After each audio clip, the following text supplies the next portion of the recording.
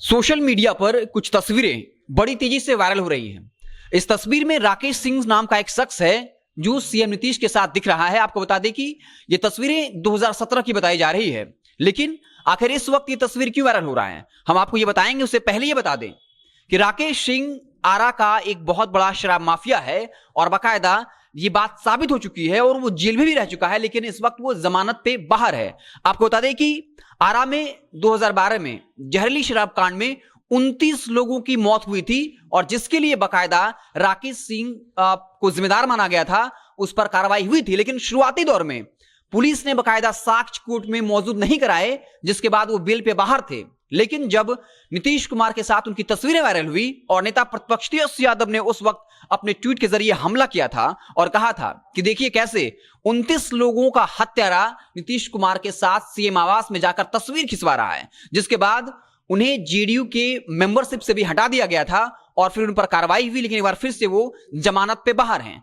आपको बता दें कि लगातार जेडीयू ये दावा करती है कि न वो किसी को बचाती है और न फंसाती है, लेकिन राकेश सिंह के साथ एक बार फिर से नीतीश कुमार की तस्वीरें जो हैं वो वायरल हो रही हैं, जो 29 लोगों की मौत का जिम्मेदार है। हम आपको एक घटना बताना चाहेंगे। आपको याद होगा गोपालगंज का खजूरबानी जहरीली शराब कांड, जिसमें 19 लोगों की मौत हुई थी। आरा में जहां 29 लोगों की मौत हुई, वो पुलिस के साक्ष्य देने के अभाव में कोर्ट से छूट जाता है, लेकिन खजूरबानी जहरीली शराब कांड में 19 मौतें हुई थी। लेकिन 4.5 साल बाद मार्च 2021 में ही बाकायदा 13 लोगों को सजा हुई, 9 लोगों को फांसी की सजा और 4 जो महिला थी उनको आजीवन कारावास दिया गया। ये तमाम लोग जिनको सजा हुई ये पासी जाति से आते हैं, जो गरीब तबका होता है। इनका मुख्य काम ताड़े बनाने का होता है, लेकिन ये शराब बना रहे थे और जहरीली शराब बनाने की वजह से 19 लोगों की जानें गई। इसलिए कोर्ट ने इनमें से 9 को बाकायदा फांसी की सजा सुनाई और 4 लोगों जो महिला थी उनको आजीवन कारावास की सजा सुनाई। और नीतीश कुमार वक्त वक्त पे इसका गुणगान भी करते हैं कि उनके राज्य में जो भी जहरीली शराब बनाएगा उस पर कार्रवाई होगा। लेकिन 2012 के आरा के जहरीली शराब कांड में जिसकी वजह से 29 लोगों की मौत होती है, वो सीमावास में जाता है, नीतीश कुमार के साथ तस्वीरें खिंचाता है और एक बार फिर से राकेश सिंह चर्चा में इसलिए है कि वो जमानत पे बाहर हैं। और आपको बता दें कि खजूरबानी जहरीली शराब कांड हुआ था, उसमें लगभग 7 जो गवाह था वो पुलिस वाले ही थे। यानी पुलिस ने कोर्ट में जाके गवाही दी और कोर्ट ने उनकी गवाही को गंभीरता पूर्वक लिया। लेकिन राकेश सिंह के मामले में मसला अलग है।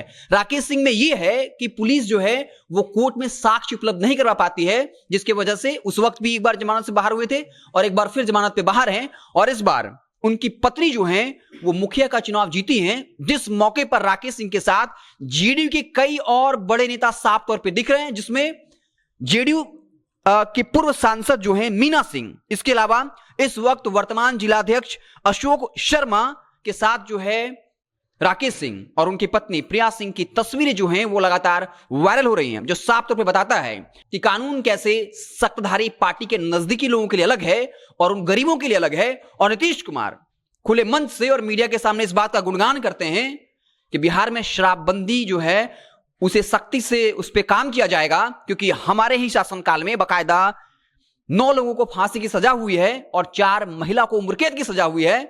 लेकिन जबकि उस कांड में 19 लोगों की मौत हुई थी, राकेश सिंह के कांड में 29 लोगों की मौत हुई। लेकिन आप समझिए कि उसके बाद भी वो जेडीयू का प्रखंड अध्यक्ष रहता है और सीमावास में जाकर नीतीश कुमार के साथ तस्वीर खिंचाता है। और ये बिल्कुल ही व्यवहारिक बात है कि जिस शख्स की भी तस्वीर सीमावास में जाकर नीतीश कुमार के साथ होगी, आप उसके धाक को समझ सकते हैं कि उस पर दरोगा क्या कार्रवाई करने की हिम्मत करेगा। और इस वक्त जब पंचायत चुनाव के परिणाम आए हैं, उनकी पत्नी जीती हैं, तो जेडीयू की पूर्व सांसद इस वक्त जेडीयू के जिलाध्यक्ष बाकायदा जो अशोक शर्मा है वो वहां गए थे। तो अब जेडीयू के नेताओं से यह सवाल है कि क्या आप अपने जिलाध्यक्ष पर कोई कार्रवाई करेंगे? क्या आप अपने जेडीयू के पूर्व सांसद मीना सिंह पर कोई कार्रवाई करेंगे?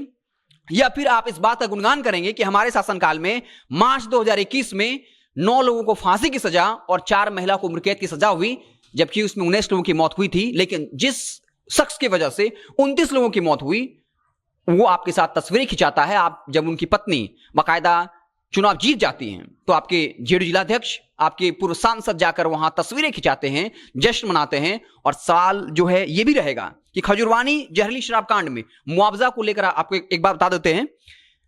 मार्च 2021 का यह आर्टिकल है जिसमें अनिल राम, जिसको 4 लाख का मुआवजा मिल गया था, लेकिन बंधु राम, जिसके बारे में 5 मार्च तक खबर थी कि 4 साल पहले मुआवजा का ऐलान किया गया था, लेकिन वो उस वक्त तक यानी मार्च 2021 तक मुआवजा नहीं मिला, जबकि वो अंधे हो चुके हैं। शशि कुमार, उनको भी मुआवजा नहीं मिला।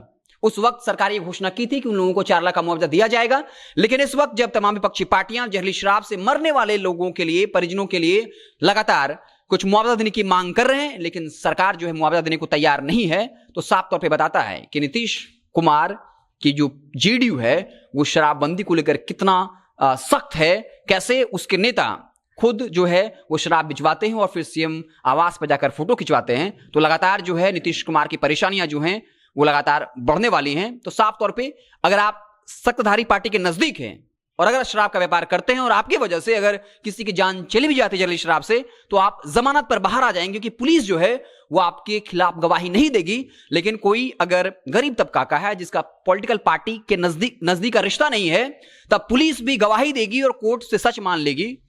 तो साफ तौर पे बताता है कि कैसे कानून जो है 2 अलग अलग लोगों के लिए, एक सत्ताधारी पार्टी के नेताओं के लिए और आम लोगों के लिए अलग अलग है। आप देखते रहें जनता जंक्शन। बहुत बहुत धन्यवाद।